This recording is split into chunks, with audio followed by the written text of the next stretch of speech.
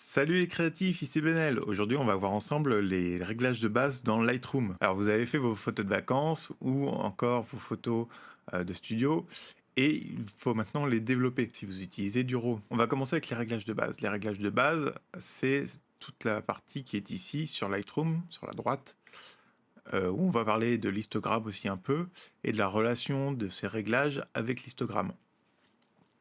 Alors, vous verrez ici dans l'histogramme que quand vous le survolez dans Lightroom, il change de nom juste en dessous. Là où vous avez vos ISO, la focale à laquelle vous avez fait votre photo, l'ouverture ainsi que la vitesse. Dès que vous passez au-dessus de l'histogramme, il va vous indiquer quelle partie de l'histogramme est modifiée. Donc les noirs, les ombres, ce qu'ils appellent l'exposition, donc les tons moyens, les hautes lumières et les blancs. Alors vous pouvez directement modifier votre image en cliquant sur la zone et en la bougeant de gauche à droite, mais c'est pas très précis. On va toujours préférer en général être ici pour faire ces modifications. Vous avez aussi deux petites flèches en haut à droite et en haut à gauche. Ces deux petites flèches, quand vous cliquez dessus, sur votre image, ça va vous avertir quand vous dépassez le 100%.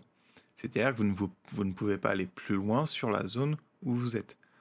On appellera ça pour les noirs bouchés, et pour les hautes lumières, on appellera ça cramé. Donc, par exemple, voilà, si j'exagère beaucoup, vous voyez toute cette partie-là qui est indiquée en rouge, c'est où c'est du blanc à 100%, il n'y a plus d'informations derrière. Vous avez donc cramé votre image.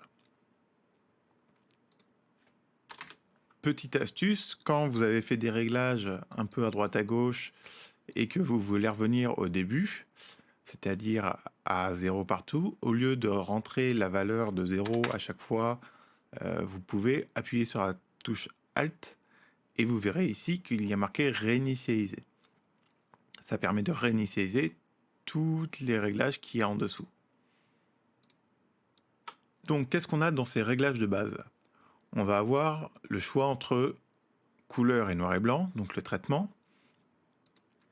Vous allez avoir le profil colorimétrique. Le profil colorimétrique, c'est un peu comme les verres de correction pour vos yeux.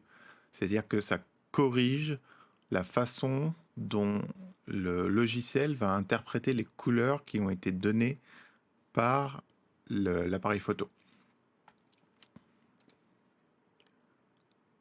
Ensuite, vous avez la température de couleur, la teinte, pour corriger si votre image est trop verte ou trop rouge. Vous allez avoir la tonalité avec donc l'exposition, donc les tons moyens, le contraste, et vous voyez quand on va sur le contraste, il n'indique rien sur l'histogramme.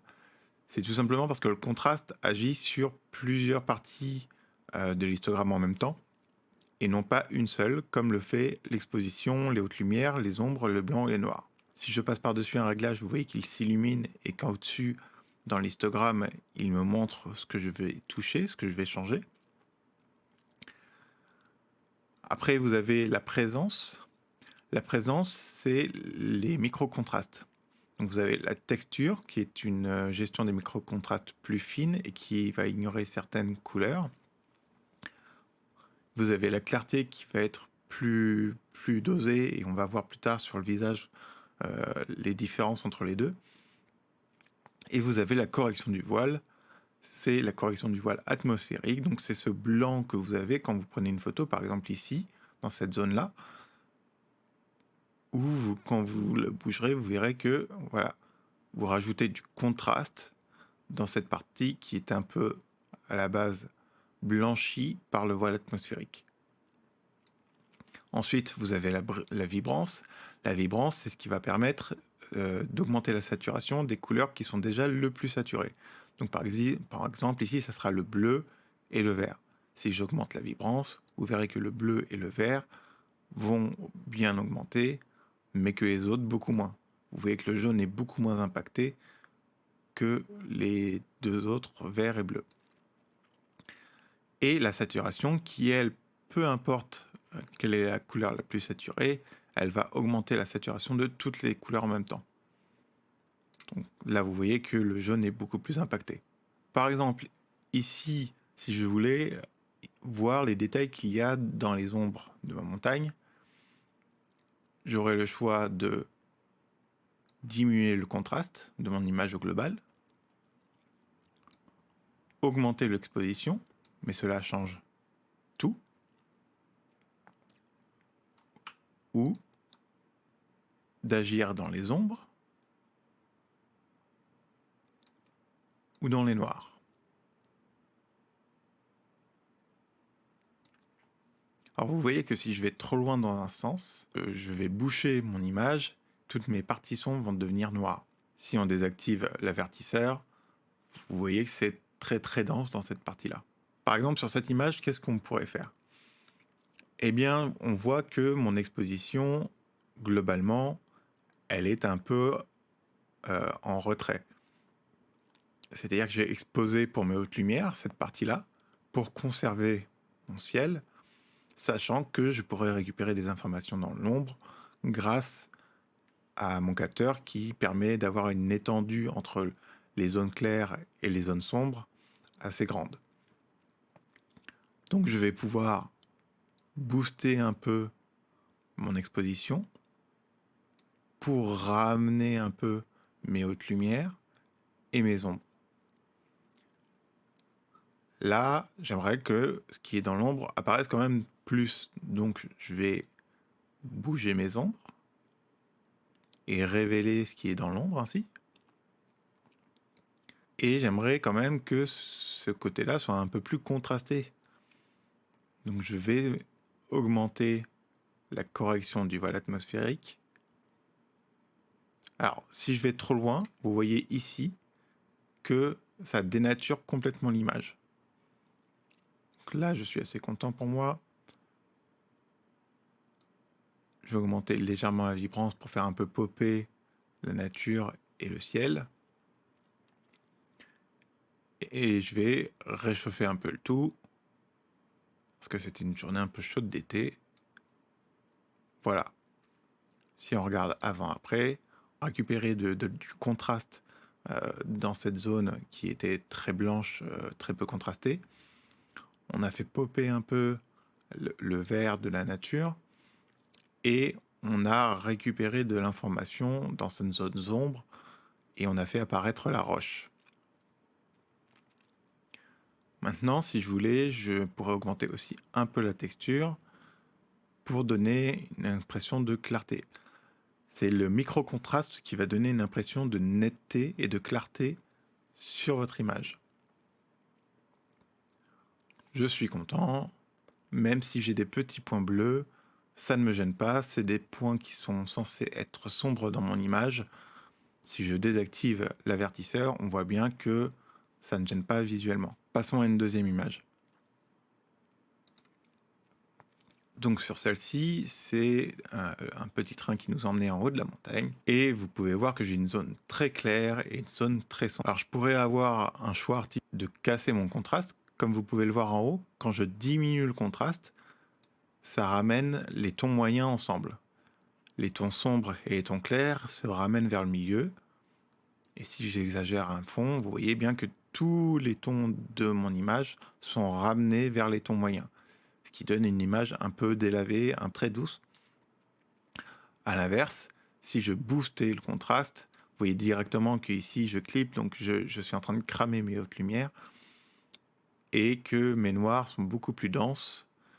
Et par exemple, ici, mon cadran se lit beaucoup mieux. Je pourrais par exemple laisser ce contraste très haut et diminuer mes blancs pour qu'ils ne soient pas autant impactés par mon contraste.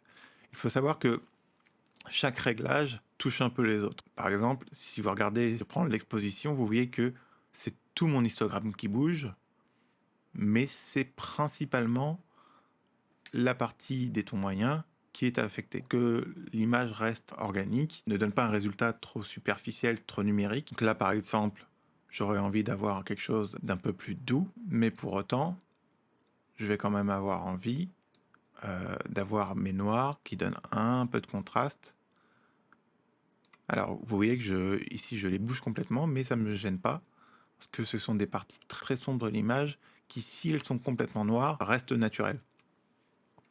Je vais pouvoir lui demander d'augmenter un peu la clarté, par exemple, pour retrouver un peu du veinage ici sur le faux cuir, et même d'augmenter la texture qui est un peu plus fine comme réglage. Je vais pouvoir augmenter un peu la vibrance, donc qui va me faire popper un peu la couleur, sans pour autant me faire trop remonter ce qui était ici un peu jaune et qui ferait très peu naturel en fait. C'était un peu dans l'ombre, donc je vais avoir envie d'avoir un truc un peu plus froid. Donc je vais descendre ma température de couleur, donc qui va aller vers le bleu. Maintenant, si on regarde sur un portrait, alors je vous expliquerai pourquoi tout à l'heure j'avais mis une lumière verte derrière, verte turquoise, parce que ce portrait était pensé pour le noir et blanc en fait. Et on va le passer en noir et blanc. Et petite astuce, si vous mettez une couleur différente pour vous éclairer par derrière lorsque vous faites un noir et blanc, eh bien, vous pourrez agir sur cette partie, sur cette luminosité, indépendamment de la luminosité du reste de l'image. Donc ici, par exemple, c'est le turquoise. Vous voyez que je peux agir sur cet éclairage indépendamment du reste de mon image. Mais ça vous donne une possibilité de régler plus ou moins fort cet éclairage que vous avez mis pour vous séparer du fond. Et donc ici, par exemple, j'augmente mon contraste. Je descends mes noirs parce que j'avais envie d'avoir des noirs profonds et notamment de boucher mon arrière-plan. Et qu'est-ce que va donner la différence de texture et de clarté? Si j'augmente la texture, on va avoir une impression de netteté qui va se dégager avec un micro-contraste très doux. Si j'augmente la clarté, vous verrez que c'est toute l'image qui est contrastée. Donc par exemple, vous regardez le t-shirt en bas, ici, vous voyez que si j'augmente la clarté, il est très impacté. Au contraire, si j'augmente la texture, il est très peu impacté.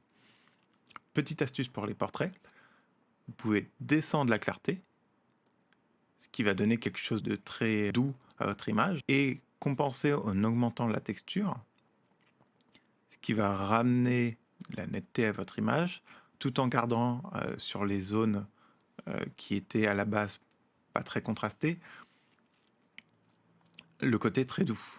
Donc ce qui était déjà contrasté, donc ce qui va être les poils, l'iris et par exemple le t-shirt, vont revenir et vont donner une impression d'être net, alors que la partie générale de l'image qui, elle, n'était à la base pas trop contrastée, va avoir encore perdu plus de contraste parce que j'ai baissé la clarté. Ce qui nous donne une image avec une peau plus douce si j'avais seulement augmenté la texture ou simplement le contraste. Si vous faisiez l'inverse et de baisser la texture et d'augmenter le contraste, vous voyez, ça donne un espèce de gros pâté sur l'image. C'est pas terrible. Toutes les images que je viens d'utiliser pour vous faire cette démonstration, vous allez pouvoir vous amuser avec chez vous. Je vais les mettre en lien dans la vidéo. Ces images sont uniquement pour que vous vous entraîniez, donc je vous remercierai de ne pas les publier. Elles restent toujours ma propriété. Je vous remercie de m'avoir suivi. On se retrouvera dans d'autres vidéos pour que je vous explique la suite des réglages qu'il y a sur Lightroom. Je vous souhaite une bonne journée, restez créatifs et à la prochaine fois. Ciao!